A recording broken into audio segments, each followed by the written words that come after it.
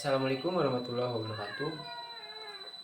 Perkenalkan, nama saya Randy Priandi dari Prodi Pendidikan Bahasa Indonesia semester 3 kelas 3B dari kampus STKIP Setiabudi Rangkas Bitung. Dalam mata kuliah Morfologi, dosen pengampu Jaka Tirta Bayu, saya akan mempresentasikan materi tentang proses morfologis. Morfologi dan prosesnya. Morfologi adalah bagian dari kajian linguistik atau ilmu bahasa, yakni ilmu yang mempelajari mengenai tata bentuk kata. Adapun proses morfologis adalah proses pembentukan kata-kata dari satuan lain yang merupakan bentuk atau kata dasarnya.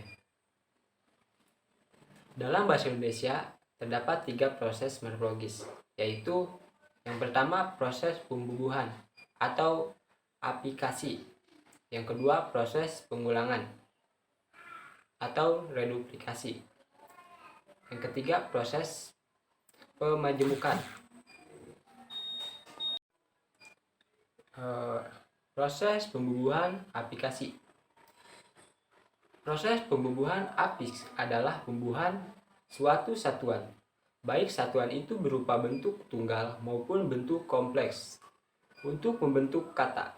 Misalnya, pembubuhan afiks ber pada kata jalan menjadi berjalan. Bentuk aplikasi fonem n atau nasal pada morfem men berubah menjadi fonem m apabila kata dasar yang mengikutinya berawalan p, b, f. Misalnya men ditambah pesan menjadi memesan. Selanjutnya, proses pengulangan reduplikasi. Proses pengulangan atau reduplikasi adalah pengulangan suatu gramatik dari seluruhnya maupun sebagian, baik dengan variasi fonem maupun tidak. Hasil pengulangan tersebut kata ulang, sedangkan satuan yang diulang disebut bentuk dasar. Misalnya kata ulang rumah-rumah dibentuk dari kata dasar rumah. Kata ulang jalan-jalan dibentuk dari kata dasar jalan. Kata bentuk bolak-balik berasal dari kata dasar balik.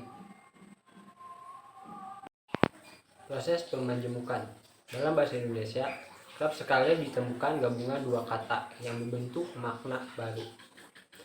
Kata yang terjadi dari gabungan dua kata tersebut lazim disebut dengan kata majemuk. Contohnya rumah sakit, terima kasih, tanggung jawab. Kata dan proses terbentuknya. Kata adalah kumpulan beberapa huruf yang memiliki makna tertentu.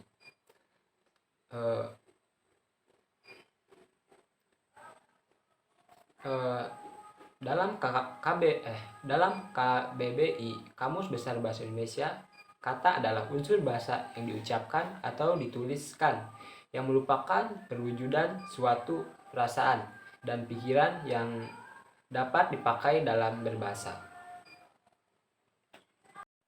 Selanjutnya, sistem bentuk kata.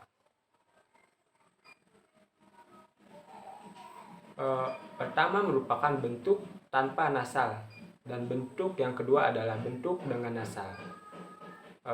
Men, meng, dan min.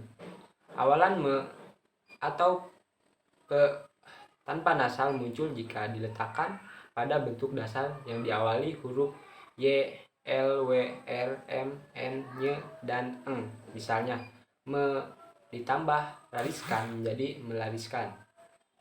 Me ditambah nasihat menjadi menasihati. Me ditambah mandik menjadi memandikan. Sistem bentuk kata. Awalan me jika diletakkan pada kata dasar yang diawali fonem a, i, u, e, o, k, h, dan ke. Misalnya, me ditambah angkat, mengangkat. Me ditambah esakan menjadi mengesahkan. Me ditambah ikat menjadi mengikat. Me ditambah kukuhan menjadi mengukuhkan. Me ditambah ukir menjadi mengukir. Sistem bentuk kata. Jika fonem atau huruf awalan kata dasarnya dimulai dengan konsonan K, P, T, S, jika mendapat awalan me atau pe, konsonan awal kata dasar itu menjadi luluh. Misalnya, me ditambah kait menjadi mengaitkan. Me ditambah saran menjadi menyarankan. Me ditambah pukul menjadi memukul. Me ditambah tayangkan menjadi menayangkan. Sistem bentuk kata. Kata asing yang masuk ke dalam bahasa Indonesia dengan berupa gugus konsonannya seperti stabil, produksi, klasifikasi, transfer, protes, dan kritik. Jika kata itu dibentuk dalam bahasa Indonesia, gugus konsonan yang terdapat di awal kata itu tidak luluh. Jadi me ditambah produksi menjadi memproduksi. Me ditambah transfer menjadi transfer atau menjadi mentransfer. Me ditambah klasifikasi menjadi mengklasifikasi. Me ditambah stabil ditambahkan menjadi menstabilkan. Sistem bentuk kata. Dalam bahasa Indonesia terdapat kata dasar yang hanya terdiri atas satu suku kata. Kata dasar yang terdiri atas satu suku kata ini jika mendapatkan awalan me, bentuknya berubah menjadi menge seperti tampak pada contoh di bawah. Me ditambah tik menjadi mengetik bukan metik, bukan mentik. Me ditambah rem menjadi mengerem bukan merem. Me ditambah lap menjadi mengelap bukan melap. Me ditambah lem menjadi mengelem bukan melem. Me ditambah cek menjadi mengecek bukan mencek. Oke, sekian pemaparan materi dari saya. Kurang lebihnya mohon maaf. Wassalamualaikum warahmatullahi wabarakatuh.